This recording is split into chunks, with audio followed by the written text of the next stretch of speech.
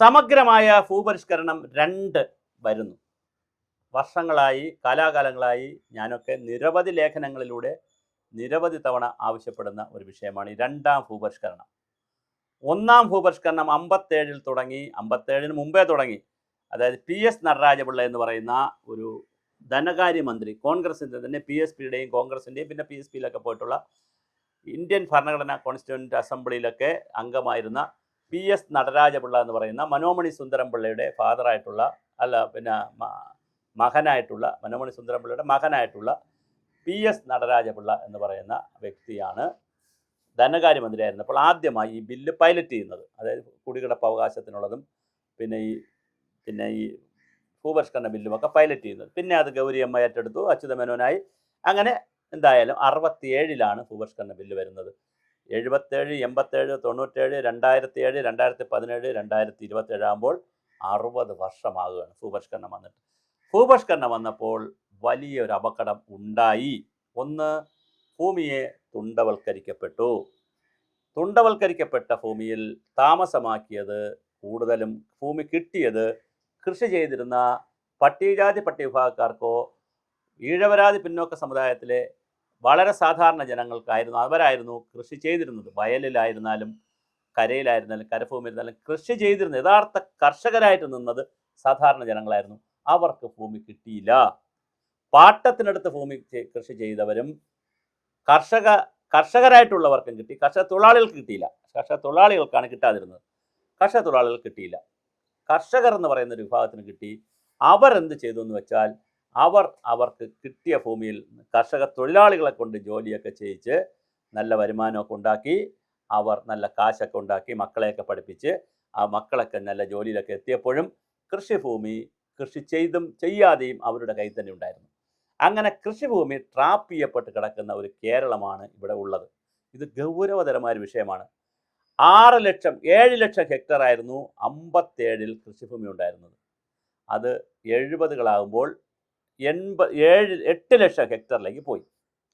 പിന്നെ ഡിഗ്രഡേഷനാണ്, താഴ്ന്ന് ഇപ്പോൾ 1.25 ലക്ഷം ഹെക്ടറിലേക്കാണ് കൃഷിഭൂമി താഴ്ന്നിരിക്കുന്നത്. ക്രമാനുഗതമായി കൃഷിഭൂമി താഴ്ന്നിട്ടുണ്ട്. എന്നാൽ കൃഷിഭൂമിയുണ്ട്, കൃഷി താഴ്ന്നിട്ടുണ്ട്. കൃഷിയാണ് കുറഞ്ഞത്, കൃഷിഭൂമി ഇവിടെ ഉണ്ട്. ഭൂമി ആരും എടുത്തുകൊണ്ട് പോയില്ലല്ലോ. വയൽ കൃഷി താഴ്ന്നു, വയലുണ്ട്, കുറേ വയൽ നികത്തി. അതേസമയം തന്നെ ആദിവാസികളായിട്ടുള്ള, ദളിതായിട്ടുള്ള പട്ടികജാതി പട്ടികവർഗക്കാർക്ക് ഇനിയും നല്ല ഭൂമി കിട്ടിയിട്ടുമില്ല. 3 സെൻറ്റ് 5 സെൻറ്റ് കോളനികളിലാണ് പലരും കിടക്കുന്നത്. സർക്കാർ ഉദ്യോഗസ്ഥരും ബിസിനസ്സുകാരൊക്കെ ചെയ്യുന്ന സമ്പത്തുള്ളവരുടെ കയ്യിലും ഭൂമിയുണ്ട്. ലാൻഡ് കേരളത്തിൽ വലിയ ഒരു നിക്ഷേപ സ്ഥലമാണ്. വ്യവസായത്തിൽ നിക്ഷേപിക്കാൻ ഇവിടെ നമ്മളാരും സമ്മതിക്കത്തില്ല. പിന്നെ IT-യിൽ വലിയ നിക്ഷേപമില്ല, സർവീസ് സെക്ടറിലില്ല. പിന്നെ സെക്ടർ ഉള്ളത് ലാൻഡാണ്. ലാൻഡ് വാങ്ങുക, ലാൻഡ് വിൽക്കുക, ലാൻഡിൻ്റെ കൺവേർഷനിലേക്കാണ് നമ്മുടെ ശ്രദ്ധ മുഴുവൻ പോകുന്നത്. അതുകൊണ്ട് തന്നെ ലാൻഡ് ഒരു ക്യാപിറ്റലാണ് കേരളത്തെ സംബന്ധിച്ച്. തമിഴ്നാട്ടിലൊന്നും ഒരു 5 സെൻറ്റ് ഭൂമി വാങ്ങിക്കാൻ നഗരം വിട്ടാൽ വലിയ വിലയില്ല. ഇവിടെ ഏത് കുഗ്രാമത്തിലും 10 ലക്ഷത്തിൽ കുറഞ്ഞ് ഭൂമി കിട്ടാത്ത land is A major capital investment ആയിട്ടുള്ള ഒരു മൂലധന വസ്തുവായി കേരളത്തിൽ മാറിയിട്ടുണ്ട്. അതുകൊണ്ട് തന്നെ രണ്ടാം ഭൂപരിഷ്കരണത്തിന് വലിയ പങ്കുണ്ട്. ചൈനയിൽ തരിശു ഭൂമി ഇട്ടേക്കാൻ പറ്റത്തില്ല. കൃഷിഭൂമി തരിച്ചിട്ടാൽ വലിയ ശിക്ഷയാണ്. അത് എത്ര മതിൽ കെട്ടി അടച്ചാലും അത് സർക്കാർ കൊണ്ടുപോകും. അടുത്ത് കൃഷി ചെയ്യാൻ താല്പര്യമുള്ള ഗ്രൂപ്പിന് അത് കൊടുക്കും. പിന്നെ ഉടമസ്ഥാവകാശം ആളിലെ നിൽക്കുമായിരിക്കും, അവർക്ക് ചെറിയ പൈസയെ കൊടുക്കുമായിരിക്കും. പക്ഷേ പാട്ടമല്ല, അല്ലാതൊരു വ്യവസ്ഥയിൽ കൃഷിഭൂമി കൃഷിക്ക് പരമാവധിയോടെ ഉപയോഗിക്കും.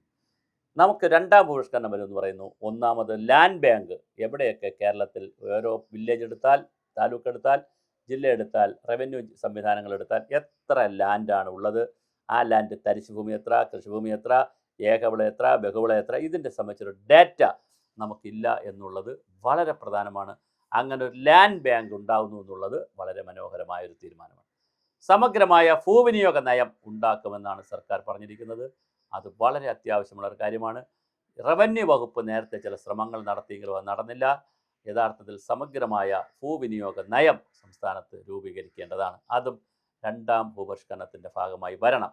അതുപോലെ തന്നെ കേരളത്തെ വിവിധ അഗ്രോ ക്ലൈമാറ്റിക് സോണുകളായി, കാർഷിക കാലാവസ്ഥാ സോണുകളായി അല്ലെങ്കിൽ എക്കോസിസ്റ്റങ്ങളായി വേർതിരിക്കുകയും കാർഷിക കാലാവസ്ഥ പരിസ്ഥിതി വ്യൂഹങ്ങളായി വേർതിരിക്കുകയും ഓരോ പാരിസ്ഥിതിക വ്യൂഹത്തിലും എന്തെന്ത് കൃഷി ചെയ്യണമെന്നുള്ള അഗ്രികൾച്ചറൽ ഇൻഡെക്സ് കൊണ്ടുവരികയും അത് കർഷകരെ പഠിപ്പിക്കുകയും അത് മോഡേണൈസ് ചെയ്യുകയും അത് മെക്കനൈസ് ചെയ്യുകയും അത് പ്രൊഫഷണലൈസ് ചെയ്യുകയും ചെയ്യുന്ന ന്യൂ ജെന്നിനെ കൂടി ഇസഡ് ജെന്നിനെ കൂടി കൃഷിയിലേക്ക് ആകർഷിക്കുന്ന നിരവധി പദ്ധതികൾ ചെയ്യാനുണ്ട്, എടുക്കാനുണ്ട്. ഇതൊക്കെ ചെയ്യുക എന്നുള്ളത് ഈ രണ്ടാം ഭൂപരിഷ്കരണത്തിൻ്റെ ഭാഗമായി വരണം. അല്ലാതെ ഒരു ബില്ല് മാത്രം വന്നതുകൊണ്ട് കാര്യമില്ല. ആ ബില്ലിൻ്റെ ഭാഗമായി ലാൻഡ് ബാങ്ക് വരുമെന്ന് പറയുന്നു, ഭൂവിനിയോഗ നയം വരുമെന്ന് പറയുന്നു, ഒരു ഭൂസാക്ഷരത ഇവിടെ കൊണ്ടുവരേണ്ട കാര്യമുണ്ട്. അതുപോലെ തന്നെ വളരെ കൃത്യമായിട്ടുള്ള കൃഷിഭൂമി കൃഷിക്ക് ഉപയോഗിക്കുന്നു എന്നുള്ളൊരു കൺസെപ്റ്റ്, കൃഷിഭൂമി ഉടമസ്ഥൻ എന്നുള്ള കൺസെപ്റ്റ് പോകണം. ഉടമസ്ഥാവകാശമുണ്ട്, അതൊന്നും മാറ്റാൻ പറ്റില്ല. പക്ഷേ കൃഷിഭൂമി കൃഷിക്ക് എന്നൊരു മുദ്രാവാക്യം എടുക്കുകയും ഒരു തുണ്ട് ഭൂമി പോലും കൃഷിക്ക് അനുയോജ്യമായ ഒരു തുണ്ട് ഭൂമി പോലും വേസ്റ്റ് ഇട്ടിരിക്കുന്നു. വീട് വയ്ക്കാൻ 5 സെൻറ്റ് 6 സെൻറ്റ് 7 സെൻറ്റ് സ്ഥലമൊക്കെ ഒരാളിന് ആവശ്യമുണ്ട്. പക്ഷെ ബാക്കിയുള്ള സ്ഥലത്ത് കൃഷി ചെയ്യാനുള്ള സംവിധാനം വളരെ കൃത്യമായി ഗവൺമെൻറ് ആലോചിക്കണം. അത് കാലാവസ്ഥാ വ്യതിയാനത്തിൻ്റെ പ്രതിരോധിക്കാൻ ആവശ്യമാണ്, കാർബൺ ക്രെഡിറ്റുമായി ബന്ധപ്പെട്ടത് ആവശ്യമാണ്, കാർബൺ ന്യൂട്രലുമായി ബന്ധപ്പെട്ട കാര്യത്തിൽ അത് ആവശ്യമാണ്.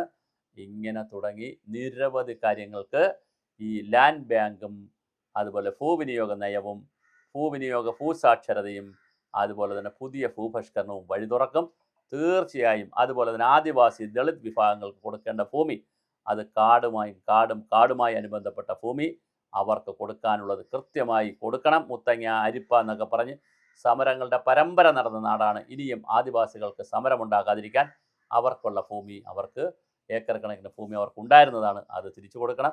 പട്ടികജാതി പട്ടികവർഗ കോളനികളിൽ താമസിക്കുന്നവർക്ക് കൂടുതൽ ഭൂമി എങ്ങനെ കൊടുക്കാൻ പറ്റുമെന്ന് ആലോചിക്കണം.